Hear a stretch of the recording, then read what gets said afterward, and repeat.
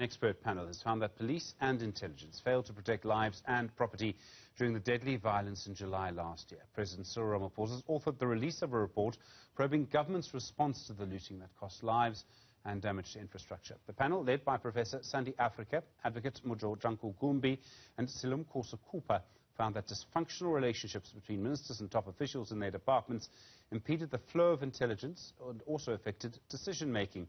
The State Security Agency has been under fire for failing to provide intelligence reports leading up to the violence in July. Well, Ziyanda Ngobo is our senior political reporter. She's here with me. Also joining us this afternoon is Dr. Oscar van Heerden, the Deputy Vice-Chancellor at Fort Hare University. Good afternoon to you both. Ziyanda, if I may just start with you. Yeah. You've been going through the report. Fascinating reading, I'm sure. Yeah. What does it find were the reasons for what happened? Sure, Stephen. I mean, that is a very, it will take, I think, a very long time to answer it, but I'll try. You know, let's start off by looking at the terms of reference of this particular panel, because I think it will segue into responding to your question. And part of that was to look at the capacity and the functionings within the state security apparatus. Now, when you go there, you know, they unpack all sorts of things, the various structures, the National Security Council, as well as the National Intelligence Coordinating Committee, which is a very important committee, even though it doesn't have enforcing powers, but it does give daily reports on the situation in the country as well as long-term reviews. Now, what this report has found is that NICOC had actually had given a report about 2021 being a possibly volatile year, and that they'd actually seen and they'd forewarned, you know, about the violence. However, it was members of the executive who seemed to have ignored then the advices of NICOC. Now, this speaks then to what the report starts off with, in essence, to say that the instability of the ANC is actually, or the factional battles within the ANC are what are creating instability within the country. Then there are other aspects, Stephen, you know, and NICOC actually unpacked the reasons for the unrest. They said it's got to do with poverty, inequality and unemployment, poor spatial planning, rampant corruption at various government levels, weakened state institutions, and what we of course now know as state capture in this country. And so the lack of coordination amongst executive members then goes and speaks to that ANC factionalism, which led to a failure of coordination. In other instances, Stephen, this report has found that there simply wasn't intelligence done, and they aren't able to actually say in the report why this intelligence wasn't done, but they've pointed to the fact that, for an example, within this SAPS crime intelligence, at least 6 senior members were suspended at the time of this civil unrest.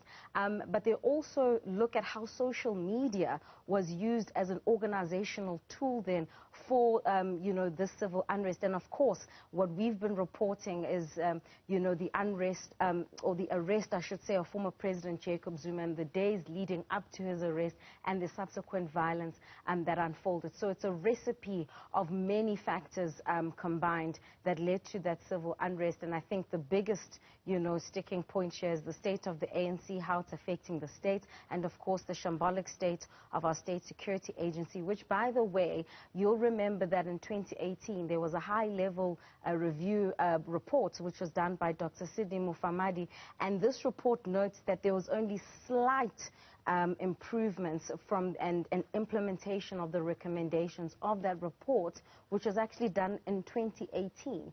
Sure. Dr. Oscar van Heerden, I mean, you're listening to this, you'll be going through the report yourself, I'm sure. You know the ANC very, very well. We have, it seems, on the one side, a complete weakness of the state that's led to the socio-economic conditions on the ground. The roots of this go back to apartheid and before that. And then we have the very weak response of the state, the inability to respond to what was going on, to even predict what was going on, even though predictions were actually made.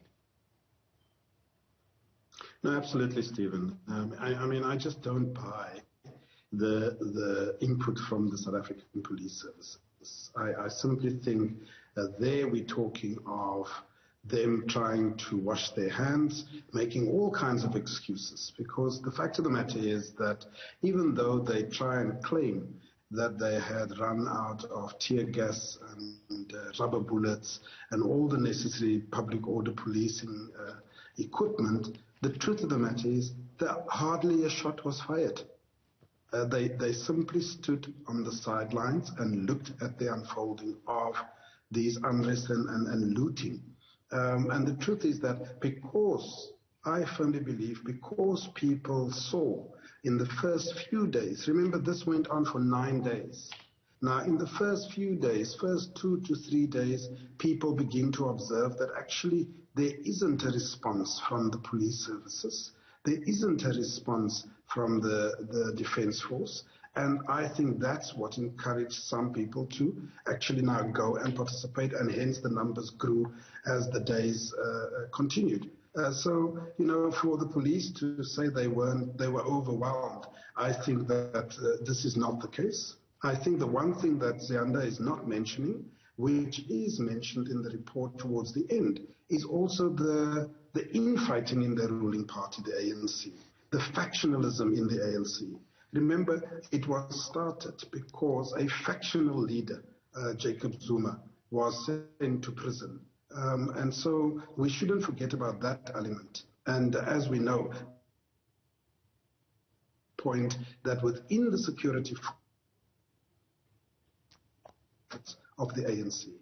I mean, in other words, Dr. Van Heerden, I mean, what you're suggesting is that there's so many things that we can't lose sight of here. The one is, when you talk about the police lack of action, I would think as a police officer on the ground during that time, I'm not convinced I'm going to be backed up by my leaders. I'm not convinced that if I take my group of 5 officers with me and we use our rubber bullets, that we're going to get backup. I don't mean physically, I mean no one's going to look after me afterwards. I would think also that this is about the ANC, as you point out to, and when that happens, there's no one actually in charge. Well, this is the point. We know, for example, that the minister, the DG, the National Commissioner, all disgruntled because there was generally no increases in public service salaries, which includes the police. They have been arguing and begging for more money budget in order to do their work, and this was not forthcoming. And then you have this massive looting, a golden opportunity as far as I'm concerned, to show the executive arm of government, to show Treasury that if you don't give us what we ask for, if we don't get salary increases, if you don't give us the additional budget, then we are simply not able to enforce the law, supposedly. And I think there was a lot of politics at play during those 9 days. There was a lot going on in our society at the time. Ziyanda Ngcobo, I mean, it seems far away now. It isn't. Economically, it certainly isn't. But this was also after a very hard lockdown earlier in 2020, ongoing lack of schooling, ongoing lack of food for many school children as a result. What does the report say about the impact of the pandemic? In fact, that's actually something that the National Intelligence Coordinating Committee also noted as one of the factors which would have exacerbated the unrest. Remembering, Stephen, that this report notes that it was a combination of 2 things. There was an organized hand that dealt with the looting of the malls, but then there was opportunistic looters then who jumped onto the bandwagon of what they saw was happening in and around them. And because of the weaknesses within the South African police service, it just, well, in essence, all hell broke loose. So the frustrations of the COVID-19 pandemic against the backdrop of rising levels of poverty, human suffering really, and unemployment rates which largely affects young people in this country, also exacerbated that particular situation. I think, again, one of the most important points that was made here, which is linked then to what Oscar is speaking about, is the factionalism within the ANC, even within the security cluster. Some of these ministers never even got along or even spoke to each other. And then even just within the South African police service itself, we all know it's on record about the clashes, or I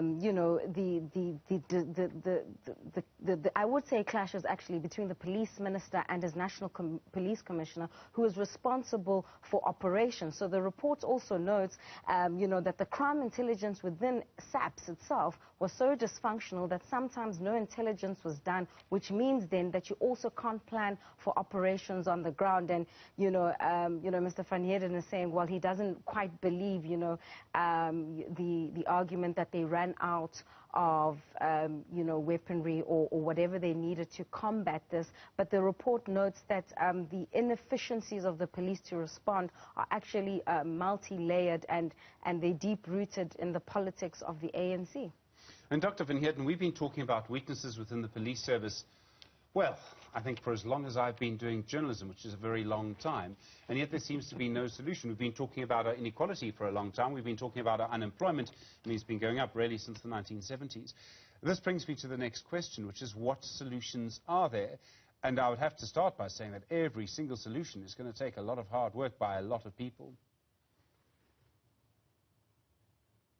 Absolutely, Stephen. I mean, the truth is that, of course, besides the factionalism, besides the realpolitik that played out over that 9 days, it is a very real fact that the triple challenges also played a part in terms of poverty, inequality, and unemployment. But I think the important thing here is if we're looking for a solution, far too often and for many, many years, these challenges were squarely placed on the doorstep of government. And as you know, in most Western democracies, in constitutional democracies such as our own, yes, the government has to ensure that there is somewhat of an enabling environment in terms of legislation and so forth. But the job of creating employment, the job of growing the economy, this is not a government problem. This is a private sector issue. The private sector has to come to the party, and together with government, they need to be able to work together to try and say, what is it that we are not doing right? Because we can't have youth unemployment at a staggering 70% and not actually come up with solutions. The only solutions we've seen over recent years, Stephen, has been expanded public works programs. And if that doesn't work, then government has to make additional social wages available in the form of special COVID grants and so on and so forth. Nothing from the private sector, or very little. And I think that when people talk of a social compact, I think people must stop beating the drums, putting all the blame on government, and they must come to the party and say, what is it that we can do to actually make sure that we create an environment where we create jobs and where the economy can grow. Xander, it's a long report. There'll be recommendations in there as well. Also, I imagine what is realistic and what isn't.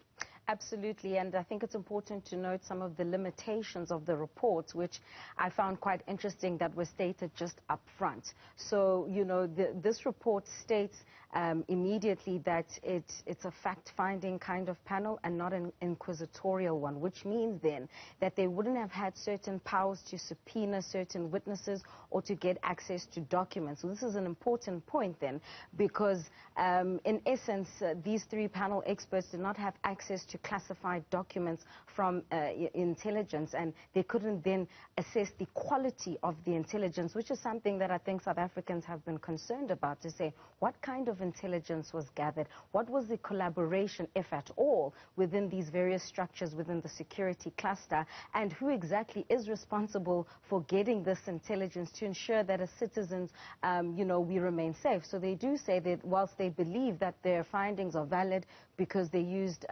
interviews, other research as tools then to complete this report, I think there is something to be said about the inability to get access to these classified documents, which only the leaders of intelligence, which we know has been highly factionalized over the years, Stephen. That's a critical point, really, and we're here to hear then how the president will go about this, given the fact that there's only been very little that's done with that 2018 high-level review panel report. Xander Ngobo, our senior political reporter. Thank you. Dr. Oscar van Heerden, the Deputy Vice-Chancellor at the University of Port Hare. I do appreciate the time. Thank you very much indeed. A lot more